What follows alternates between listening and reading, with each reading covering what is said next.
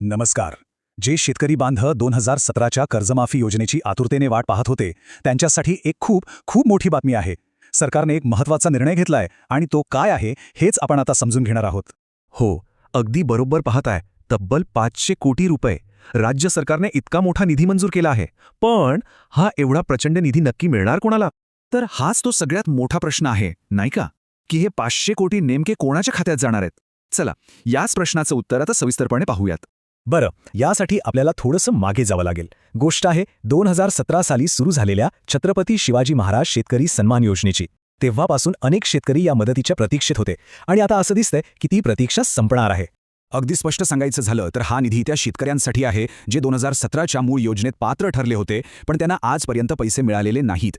ही जी काही थकबाकी होती ती पूर्ण करण्यासाठी सरकारने हे पाऊल उचललंय.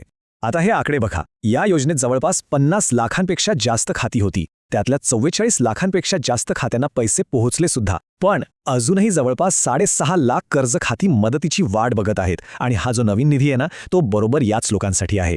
मग साहजिकच मनात प्रश्न येतो की इतकी वर्ष थांबून सरकारला अचानक आताच याची आठवण का झाली? यामागे खूप महत्त्वाचं कारण आहे ज्यामुळे सरकारला हे पाऊल उचलायलाच लागलं. तर हा निर्णय सरकारने स्वतःहून घेतलेला नाहीये. यामागे न्यायालयाचा आदेश आहे. झालं असं की अनेक शेतकऱ्यांनी मुंबई उच्च न्यायालयाच्या औरंगाबाद आणि नागपूर खंडपीठात धाव घेतली होती आणि त्यावर सुनावणी करताना कोर्टानेच सरकारला हा निधी लवकरात लवकर वाटण्याचे आदेश दिले.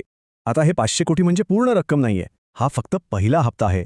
सरकारने एकूण जवळपास 5,975 कोटी रुपयांचा प्रस्ताव ठेवलाय आणि त्यापैकी आता 500 कोटींचा पहिला टप्पा मंजूर झालाय.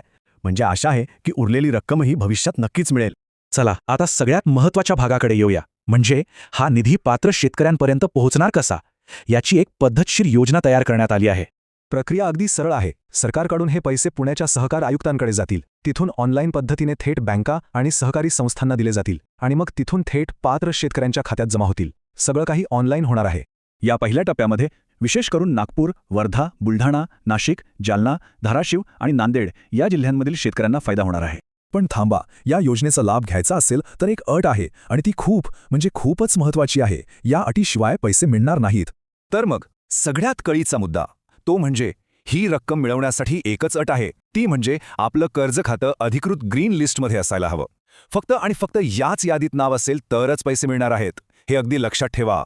आणि इथंच येतो सगळ्यात शेवटचा आणि तितकाच महत्त्वाचा प्रश्न की आपलं नाव त्या ग्रीन लिस्टमध्ये आहे की नाही हे तपासायचं कसं? आता याचं उत्तर शोधणं हे प्रत्येक पात्र शेतकऱ्यासाठी पुढचं सगळ्यात महत्त्वाचं काम असणार आहे.